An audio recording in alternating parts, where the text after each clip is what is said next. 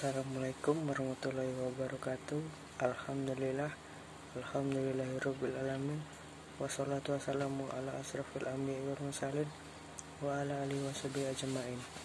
Baiklah, kami dari kelompok 9 akan mempresentasikan kelompok kami yang berjudul Akhlak kepada Allah, Orang Tua, dan Guru.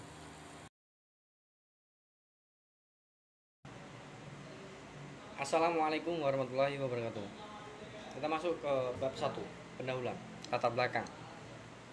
Kehadiran agama Islam yang dibawa Nabi Muhammad SAW diyakini dapat menjamin terwujudnya kehidupan manusia yang sejahtera lahir dan batin. Petunjuk-petunjuk agama mengenai berbagai kehidupan manusia bagaimana terdapat di dalam sumber ajarannya, Al-Quran dan hadis, tampak amat ideal dan agung, sedangkan akal pikiran sebagai alat untuk memahami Al-Quran dan Al-Sunnah. Ketentuan ini sesuai dengan agama Islam itu sendiri sebagai wahyu yang berasal dari Allah SWT. Hal yang demikian dinyatakan dalam Al-Quran yang artinya, hai orang-orang yang beriman, taatilah Allah dan taatilah Rasulnya dan ulil amri di antara kamu. Islam mengajarkan kehidupan yang dinamis dan progresif, menghargai akal kepikiran melalui pengembangan ilmu pengetahuan dan teknologi, bersikap seimbang dalam memenuhi kebutuhan material dan spiritual, senantiasa mengembangkan kepedulian sosial, menghargai waktu, bersikap terbuka, demokratif, berorientasi pada kualitas dan berakhlak mulia, dan bersikap positif lainnya. Rumusan masalah. Pertama, apa pengertian akidah akhlak? Kedua, bagaimana cara berakhlak kepada Allah, orang tua, dan guru? Kemudian 3, apa saja dalil yang memerintahkan untuk berakhlak kepada Allah, orang tua, dan guru? Dan keempat, apa saja akhlak dalam menuntut ilmu? Kemudian kita masuk ke bab 2, yaitu pembahasan. Pengertian akhlak kepada Allah SWT, orang tua, dan guru. Akhlak kepada Allah SWT dapat diartikan sebagai sikap atau perbuatan yang seharusnya dilakukan oleh manusia sebagai makhluk kepada Allah sebagai Khalik. Sekurang-kurangnya ada 4 alasan mengapa manusia perlu berakhlak kepada Allah SWT. Dengan demikian, akhlak pada hakikatnya adalah sikap yang melekat pada diri manusia, sehingga manusia dapat melakukannya tanpa berpikir. Yang dimaksud yaitu spontan. Menurut Kahar Mansur, akhlak kepada Allah dapat diartikan sebagai sikap atau perbuatan yang seharusnya dilakukan oleh manusia sebagai makhluk kepada Tuhan sebagai Khalik, sehingga Khalik kepada Allah dapat diartikan sebagai segala sikap atau perbuatan manusia yang dilakukan tanpa dengan berpikir lagi, yang memang seharusnya ada pada diri manusia sebagai hamba kepada Allah SWT. Pengertian akhlak dan kedua orang tua dapat dikatakan bahwa akhlak kepada kedua orang tua adalah jiwa manusia yang menimbulkan perbuatan baik karena kebiasaan tanpa untuk selalu berbuat baik kepada orang yang telah mengasuhnya mulai dari dalam kandungan maupun setelah dewasa. Berbuat baik kepada kedua orang tua lebih dikenal dengan istilah birrul walidain, artinya menunaikan hak orang tua dan kewajiban terhadap mereka berdua, tetap mentaati keduanya, melakukan hal yang membuat mereka senang dan menjauhi berbuat buruk terhadap mereka.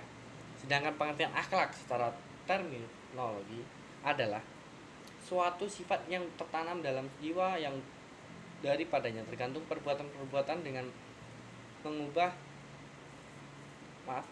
mudah dan gampang tanpa memerlukan pemikiran dan pertimbangan. Akhlak merupakan manifestasi iman, Islam, dan ihsan yang merupakan refleksi sifat dan jiwa secara spontan yang terpola pada diri seseorang sehingga dapat melahirkan perilaku secara konsisten dan tidak tergantung pada pertimbangan berdasarkan interest tertentu.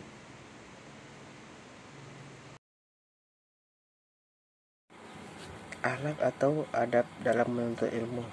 1. Niat karena Allah. Hal pertama yang harus dipersiapkan sebelum menuntut ilmu adalah membenarkan niatkan semua ilmu yang akan kamu pelajari hanya karena Allah. 2. Selalu berdoa. Dalam menuntut ilmu, hendaknya kita selalu berdoa agar diberi kemudahan dalam menyerap ilmu dan mengamalkannya.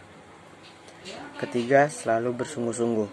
Ketika menuntut ilmu, hendaknya kita bersungguh-sungguh dan selalu antusiasi untuk mendapatkan ilmu yang bermanfaat, seolah-olah tidak pernah kenyang dengan ilmu yang didapatkan. Hendaknya kita selalu berkeinginan untuk menambah ilmu kita. Rasulullah SAW bersabda, 2 orang yang rakus yang tidak pernah kenyang, yaitu 1.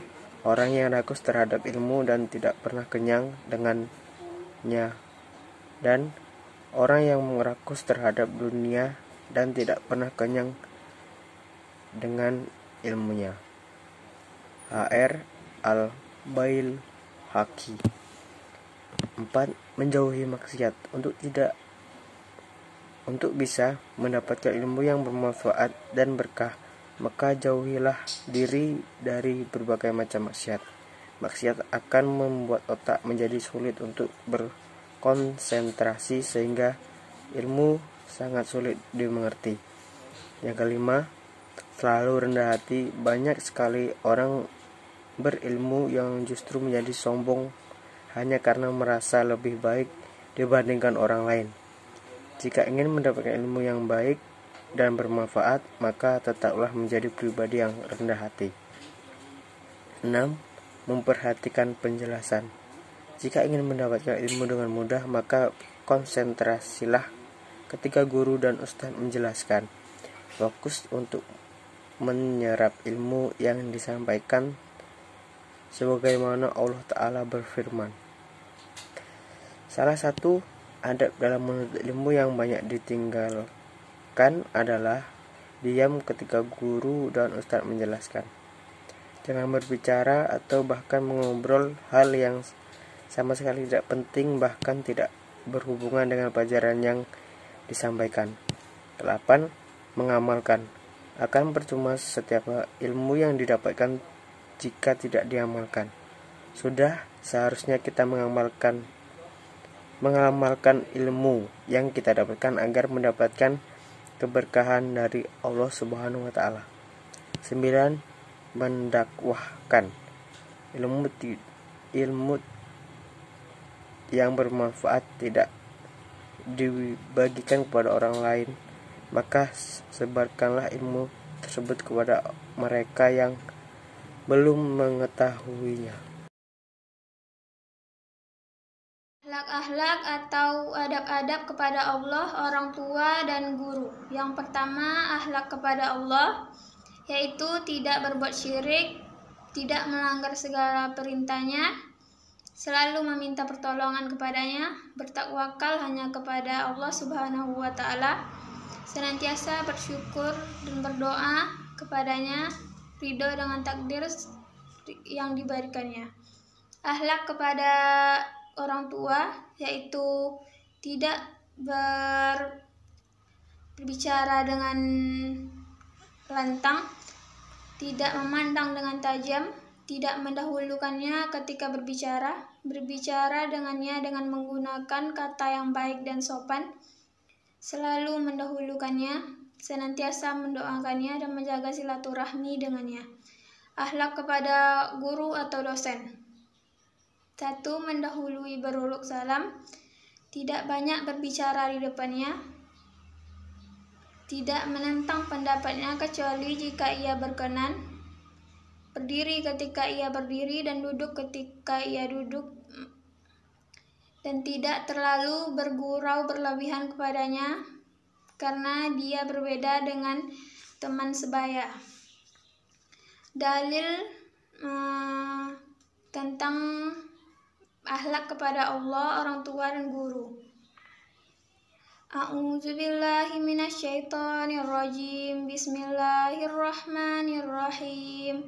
Wa wassaynal insana biwalidayhi hamalathu ummuhu wahnan ala wahnin wa fisaluhu fi 'amaini an ishkur li wa liwalidayka alal maswir. Artinya, dan kami perintahkan kepada manusia agar berbuat baik kepada orang tuanya, ibunya yang telah mengandungnya dalam keadaan lemah yang bertambah-tambah, dan menyapihnya dalam usia 2 tahun.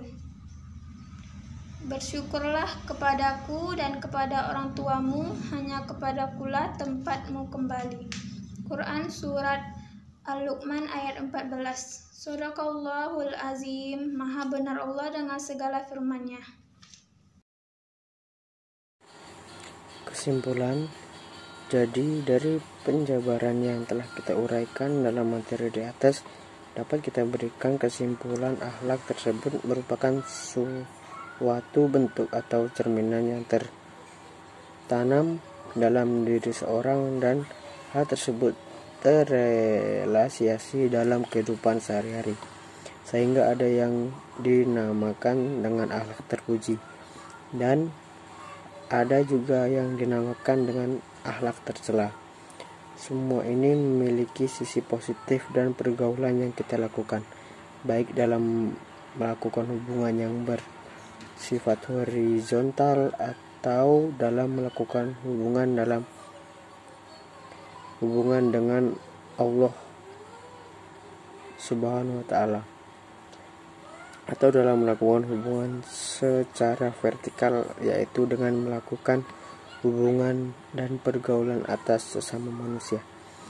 Baiklah, mungkin sekian dari presentasi kami. Jadi kalau ada kata-kata yang salah, kami mohon maaf sebesar-besarnya. Kami akhiri. Wassalamualaikum warahmatullahi wabarakatuh.